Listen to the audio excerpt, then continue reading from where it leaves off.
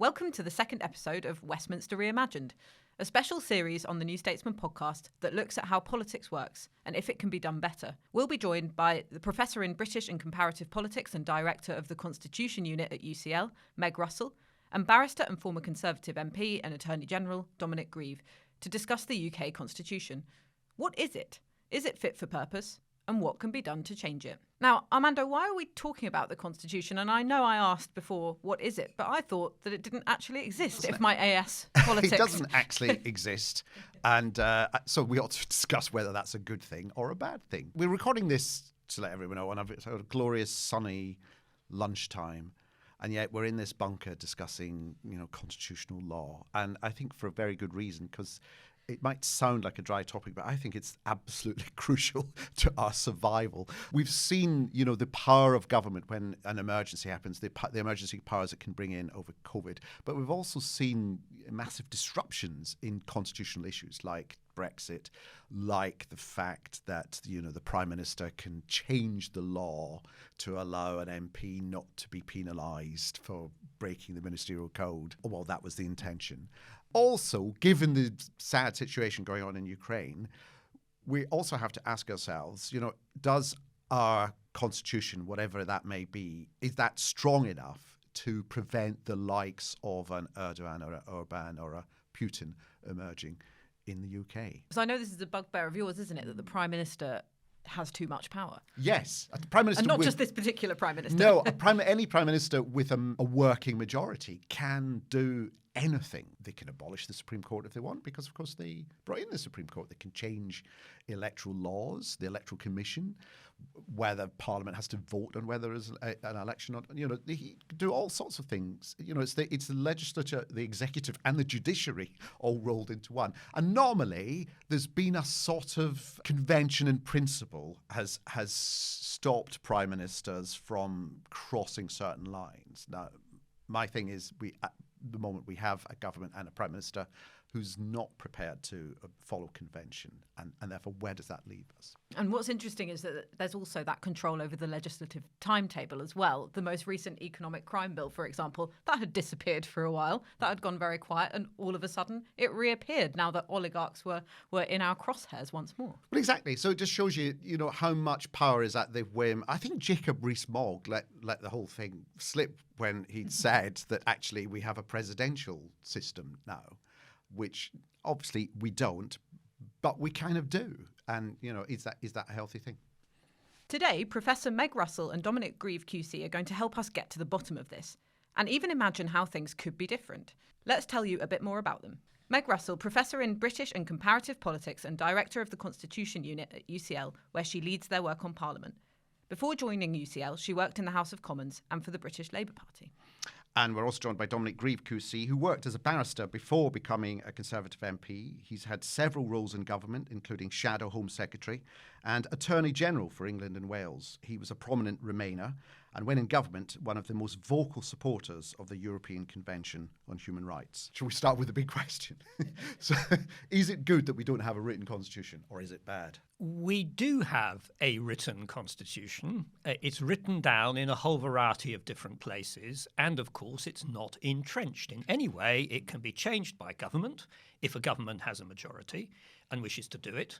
And as you rightly said, it's also hedged around with conventions by which traditionally there are areas into which the government will not stray, because that would break down parliamentary consensus to the point where minorities might not be willing to accept majority decisions. And it's undoubtedly been under a great deal of stress, although it is, I think, surprisingly resilient despite that. But that's not to say that in being resilient, it does anything more than survive rather than develop in a way that might help our politics and the way we make decisions. Historians would often claim that it was actually a special virtue of the UK that it didn't have a constitution sort of written in aspect that actually could be modified and changed and evolved, and that was contributed to, our survival as a democracy. But I just wonder if there comes a point where actually that becomes a hindrance, the fact that actually nobody quite knows what the answer is to any significant change.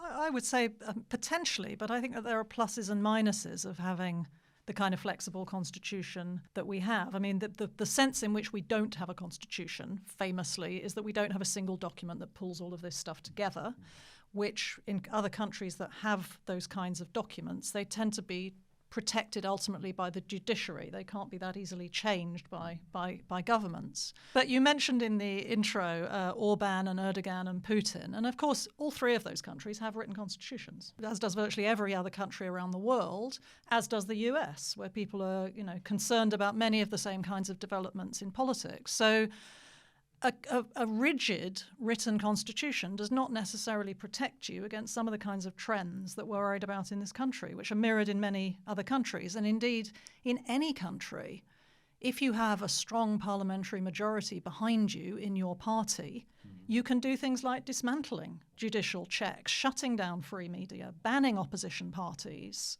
all of this in the context of a written constitution. So I think at one level, the UK looks quite different to other places, but at another level it's important not to blame our predicament, if we think we have one, upon the nature of our institutions. I think if we do, we're looking in the wrong place. There are problems like this in places all over the world, and they're cultural just as much as they are institutional.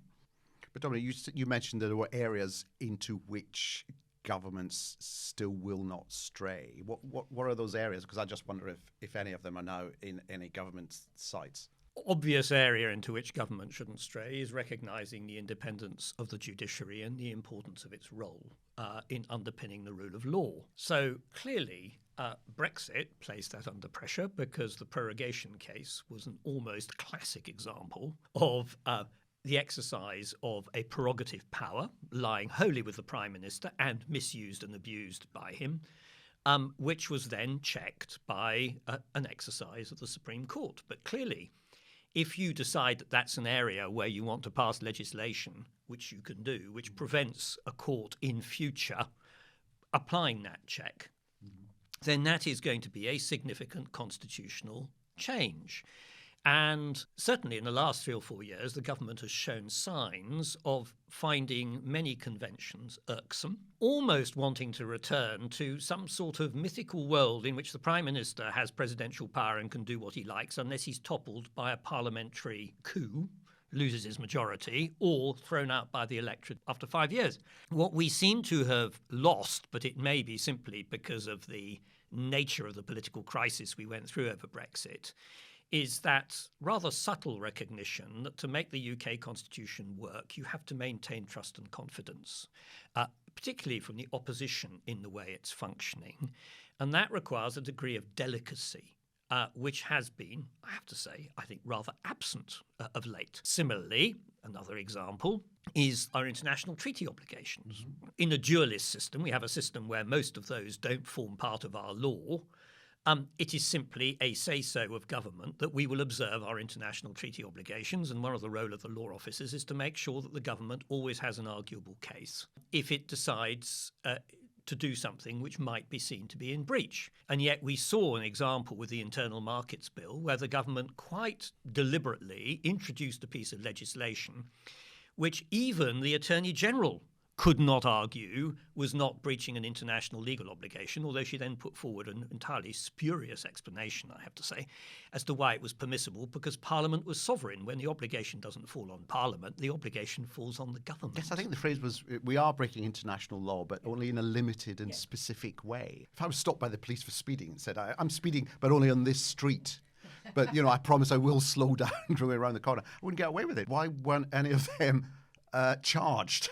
Because they hadn't actually done anything wrong, because the UK Parliament is sovereign and therefore has unlimited power, as we were discussing at the very start of this. So the question is, who has the ultimate authority? And in our system, Parliament classically has the ultimate authority. We have this principle of parliamentary sovereignty, that Parliament comes above the judiciary ultimately rather than the other way around.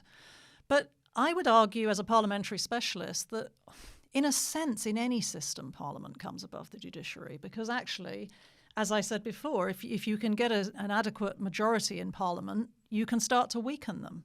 Politics always matters in any kind of system.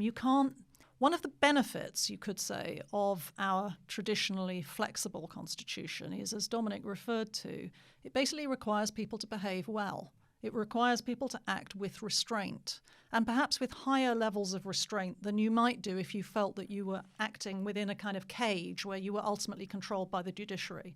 So hopefully it encourages better behaviour among politicians. They have a greater responsibility on their shoulders, but it also creates this fragility. But isn't the problem at the moment that this better behaviour has dissipated, that actually now government has been quite ruthless, as Dominic mentioned, in saying, no, we're not going to abide by this, we're going to change the law here, we're going to, if someone is in breach of the ministerial code, we'll change the law to let them off.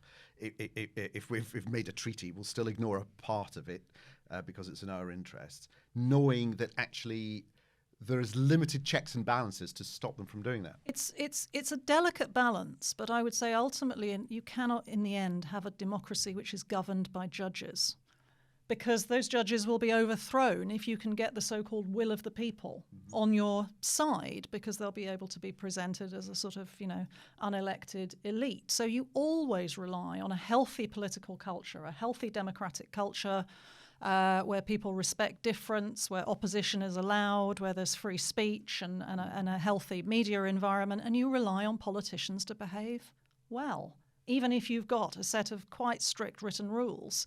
And we're seeing that breaking down in various countries around the world. Well, just to counter Armando's question, if I can, is this a sign of the system working well? Because we've had to cover covering British politics, the phrase constitutional crisis comes up a lot. Not that our sub-editors would ever let me put that in a headline, but, over all of these various cases that you've all been discussing. But are these gridlocks, and are cases like the Supreme Court ruling on the prorogation of Parliament or the Internal Markets Bill row, are they signs that actually the system does work and it does limit the sort of baser instincts of the politicians that are currently running our system? I think the system does show quite a lot of resilience. Take the Internal Markets Bill.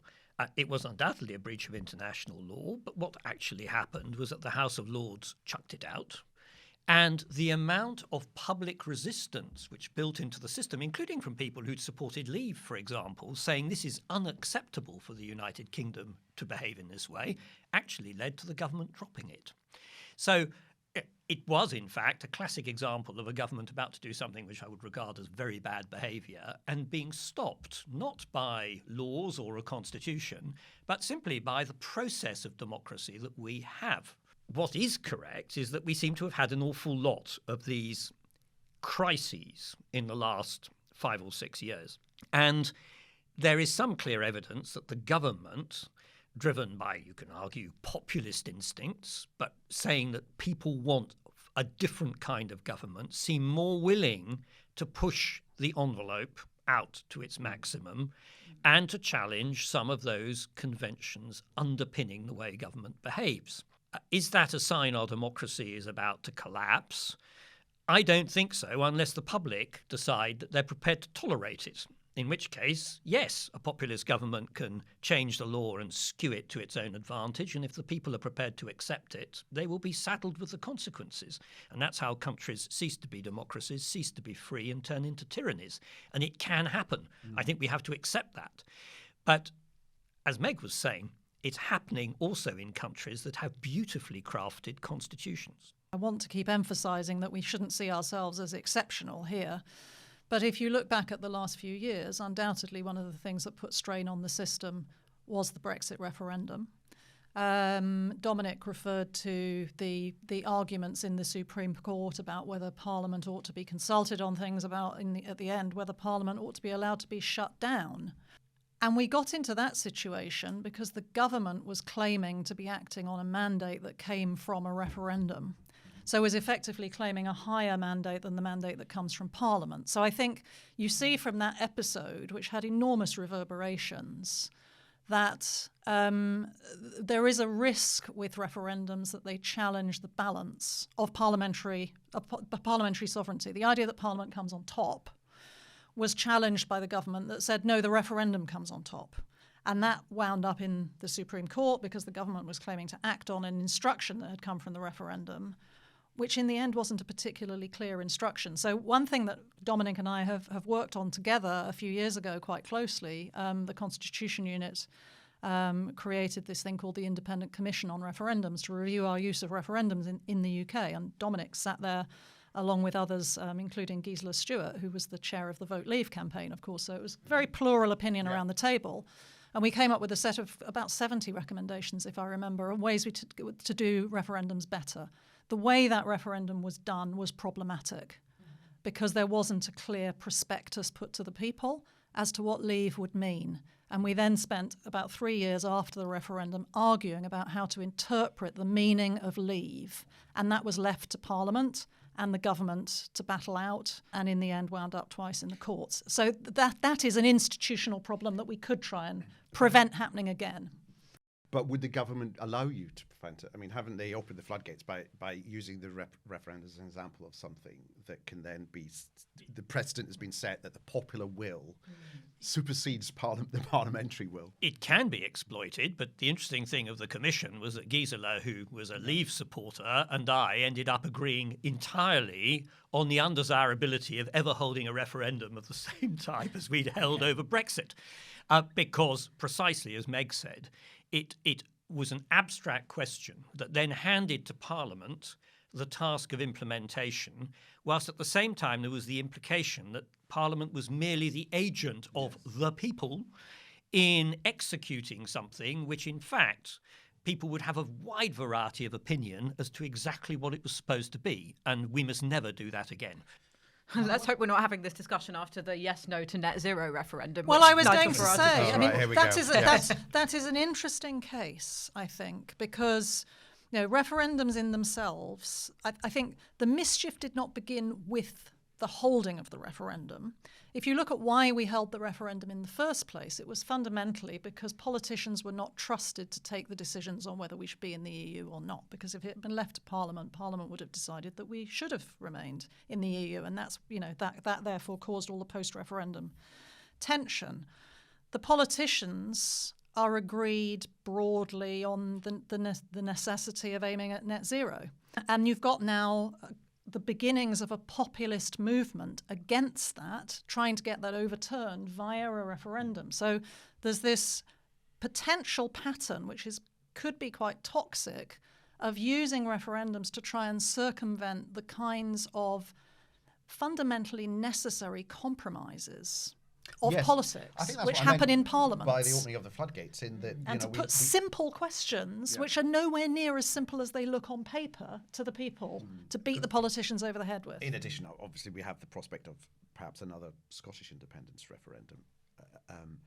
I think what it's done is allowed people like Nigel Farage to have quite a prominent place in politics, even though they've never won a parliamentary election. But you also talked about the supremacy of Parliament. But is Parliament to be trusted in that the way the system works is the governing party gives so many jobs to its own MPs in government that it's very difficult to see how Parliament as a body can be independent of government?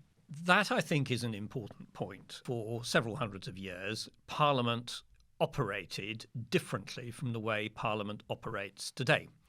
The advent of the mass party system in the late 19th century led to Parliament's independence being significantly curbed. The fact that we don't control any part of our own order paper, and which led to a very interesting constitutional crisis during the course of Brexit, is, in my view, unnecessary. I think that if you go and look at other foreign parliaments, you can see that whilst clearly the government must have time to bring forward its own business, the ability of the parliament as a separate entity to have its own identity and put forward measures and control its own timetable is actually quite important to giving parliamentarians a sense of their own status and importance. Whereas my own experience of 22 years in the House of Commons, except in this very brief period at the end, is that ultimately MPs are largely reactive, except when there is some massive crisis where they express themselves, usually to get rid of the government of the day. And I think that could be managed better. The trouble is, it would need a wise government that could see the advantage to it of doing this, that would be prepared of putting that balance back. After all, we've lost control of the timetable only in 1906 for the last time. They, I think, would then reap benefits from it. It would be a better relationship. But I don't think it's very likely to happen because most governments, through the whip system, just want to maintain control and push their business through, and often push it through, and this is the other big criticism, in a manner where there is insufficient scrutiny.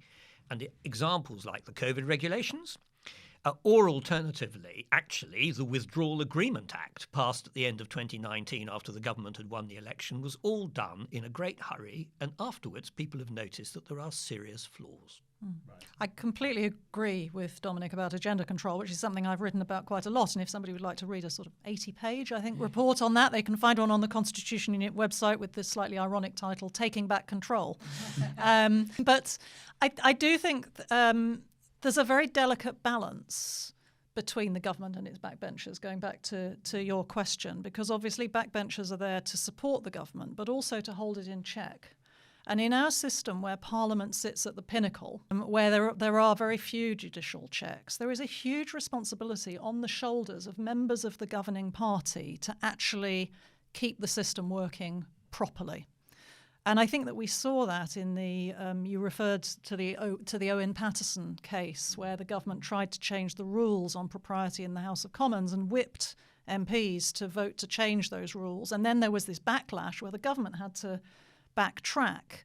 I think that was a moment where government backbenchers were feeling the weight of their responsibility, but I think they don't feel it quite often enough. Yes, they have to choose those moments. They can't be doing that every week. And also Boris Johnson has upset that balance, yes, I would say, because, going back over the last sort of 30, 40 years, dissent on the backbenches has been quite well tolerated. And indeed, Boris Johnson was a dissenter on Brexit, and Theresa May did not throw him out of the Conservative Party when he voted against her. But then he threw this man out. I was going to say, Dominic, along with 20 of his colleagues. Don't you feel that a Rubicon was crossed when and Boris Johnson said was a basically shifting of the goalposts? You can only be in this party if you agree with everything I say. Yes, it was a vicious act and very contrary to accepted Conservative tradition, because as Meg says, I'd put up for years with colleagues in the Conservative Party who had views which were diametrically different from my own and were in a small minority historically.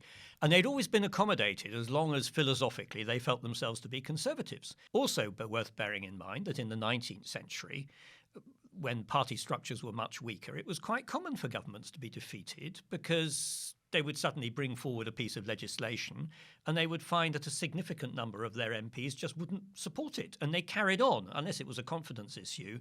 They managed that. But we are now very intolerant of dissent. And indeed, since the 21 were expelled, it's been noteworthy that the government's behaviour towards its own backbenches under Boris Johnson has been extraordinarily intolerant, including micromanaging. So, for example, my successor, not just in the House, but micromanaging elsewhere. So my successor as chair of the Intelligence and Security Committee, which by statute the chair is supposed to be elected by the members, when Julian Lewis committed the lèse-majesté of being elected with the support of opposition MPs of that committee, he had the whip withdrawn. Yeah. That is an astonishing way of behaving. And this is dangerous. It has a chilling effect on MPs' ability to think independently and hold the government to standards if there is a risk of this kind of retribution. And this is really very new with Boris Johnson. But it's chipping away at convention. It's chipping away at good behaviour. It's very difficult to roll back from that. It's very difficult to reset the clock and say, let's go back to how Parliament operated 10, 15 years ago. I mean, we see it also, this idea of a party being a broad church or a coalition of different ideas, I think has gone. We see whenever, even in the opposition, when the opposition has a new leader, immediately there's a clear out of anyone associated with the previous leader. Yes, and that raises another issue, which is about electoral reform. Historically, the justification for our party structure was that the main political parties were broad coalitions, that they had significant internal debates on policy issues. They tended thereafter to come to compromise arrangements and to then present a united front. And I think it worked quite well for us. But if, in fact, the ideological divisions within political parties are now so marked that they can't do that, and the only way they can operate is by imposing their tyranny on minorities without accommodating them, then it does raise the question, wouldn't one be better off with a system which in fact required a form of coalition government? Yeah. And I have to admit I'm slightly biased in this because having served in a coalition government between 2010 and 2014, admittedly it didn't do the poor old Liberal Democrats much good electorally, but I have to say I think for the first 3 years of it, it delivered decision-making in government of a quality that was markedly superior to what had come before or came after. And it was reckoned, civil servants would say, we've never come across a government that makes its decisions in this fashion. And that was being forced on us by the need to have a formal structure to accommodate a minority interest, which was the Liberal Democrats. So is the issue with the Constitution not so much it's not written, it doesn't exist on a document. It's not that, because as you've said, some countries have written constitutions, others don't, but the same problems occur. Is the problem in the UK that there are insufficient checks and balances within the parliamentary system? I think one problem that we have in the UK is this kind of innate sense of superiority. We see ourselves as different to the rest of the world. We've never had, unless you go back to the 17th century, a total crisis in our constitution that has required us to sit down and rewrite things and decide how we want the balances to work out. We've sort of muddled through in this flexible way for hundreds of years. And we see ourselves as a very, very stable democracy. I don't think in this country we recognise adequately the fragility of democracy. But, if you look now at Ukraine, we can see exactly how fragile a democracy can be. And I do hope that in the West, that conflict is causing us to examine ourselves a bit more in terms of realising quite how easy it is to slip from, what seemed to be a functioning modern democracy into, complete chaos and horror. Well, the signs are that we've picked up on already are, dissent is frowned upon. We can nibble away at the judiciary. There are examples of, for example, the Electoral Commission no longer being independent but being under the supervision of a cabinet minister, changing electoral law, ID cards at elections, which was never an issue anyone really talked about prior to. Do you think that if we were to follow this clear trajectory, that it's possible in 5-10 years' time, someone with a bit of charisma and a bit of bullishness could come along and be Britain's Orbán or Erdogan or Putin? Yes, it could. And it could happen in circumstances where there was serious economic problems and somebody put themselves forward. And the issue could arise partly, as Meg says, because of this sense of exceptionalism. So people drift into it because they think we've got this exceptional system of government and they can't see that, in fact, there are other models and indeed shortcomings to it which need to be accommodated if you're to make that system work. We are a rather proud bunch of people, and I think at times it can be quite arrogant. So, yes, it can happen, but that said, we are a deep-rooted democracy, and we're also a rather bloody-minded people. And I think the idea that people are going to allow themselves to be lulled into a tyrannical form of government without extensive protest of a kind that would be likely to cause major political disruption is rather unlikely. I think you've got to be aware, though, that, if you look around the world there's lots of worries about the state of democracy in many countries around the world, and there's this concept frequently used now of democratic backsliding, which is the idea that democracy doesn't end with a bang through a coup or something in the sort of traditional way, perhaps. It is, as you said, nibbled away at gradually. You see restrictions on the right to protest, restrictions on the ability of opposition parties to get their voices heard, control of the media, restrictions on the courts.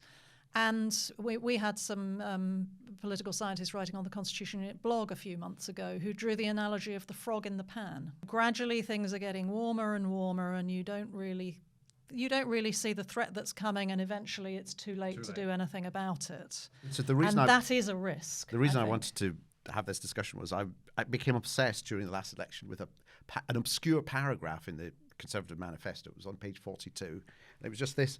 Just said, after Brexit, we also need to look at the broader aspects of our constitution, the relationship between the government, parliament and the courts, the functioning of the royal prerogative, the role of the House of Lords and access to justice. And the government, That's everything.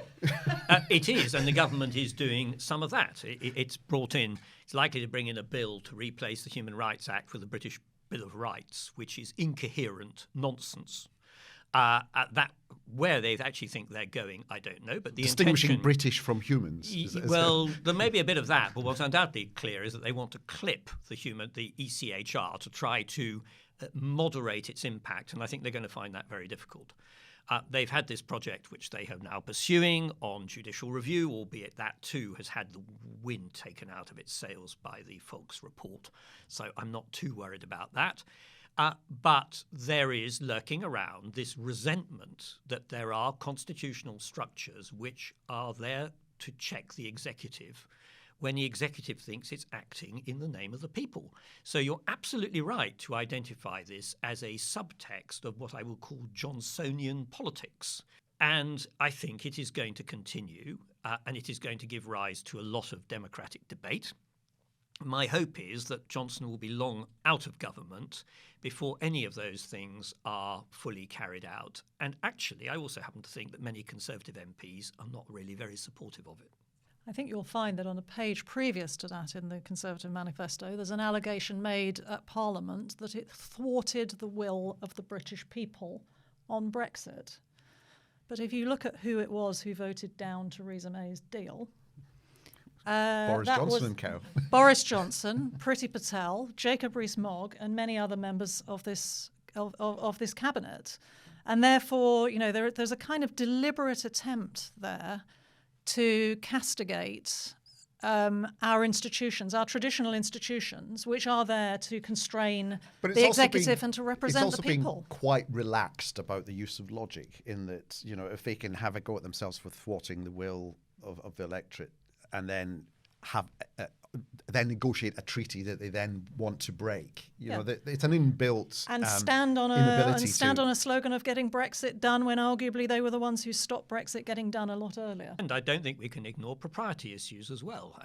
Jacob Rees-Mogg described Partygate as fluff, and I don't think Partygate is fluff. If you enact laws which potentially criminalise and fine people for breaking the law, and you yourself are doing it with impunity because you happen to be in the government building in number 10 Downing Street, I don't think that's fluff. And that I found that particularly coming actually from Jacob Rees-Mogg quite curious and rather worrying, because here's a man who constantly markets himself as being a sort of a patrician suffused with the propriety of parliamentary ethics. Partygate is a really interesting case because generally, rules are quite boring. People are not very kind of tuned in to the minutiae of what's going on in government. Partygate, as they say, cut through. Because up and down the country, there were hundreds of thousands, if not millions of people who were prevented from seeing their loved ones when they were unwell, their loved ones were unwell or dying, etc., etc. And who understood why. Were doing their best to follow the rules. Yes, they were being bound by rules that they didn't like, but they followed them anyway for the good of the general community. And when they understand that people in government were not doing that, it's really upsetting to them, and rules, they realise, do matter. And we did some polling. Actually, it was before Partygate, it's important to say. We did some polling last summer, which was just published in January, asking people what are some of the characteristics that they most value in politicians. They want politicians who are clever, who are charismatic, who get things done, etc., etc., a long list of things. The thing that came top was honesty and owning up when you make mistakes. And one of the most striking questions that we asked on that poll, which followed up a poll that was done by the Hansard Society during the height of the Brexit nastiness, which had found that a majority of people supported having a strongman leader who was prepared to break the rules, which was quite chilling at the time. We kind of replayed that question by asking people, if forced to choose, do you want someone who follows the rules or who is prepared to break the rules in order to get things done? 75% wanted somebody who followed the rules, against 6% who were prepared to have someone who broke the rules to get things done. And that is before Partygate. So some of these things will cut through. I don't think the British public like dishonesty or rule breaking in their politicians. You have to hope that that somehow gets us out of this, because some of this culture is contrary to what the British public want. Well, Meg, Dominic, thank you so much for joining us. That was a fascinating discussion. Thank you. Thank you. Thank you.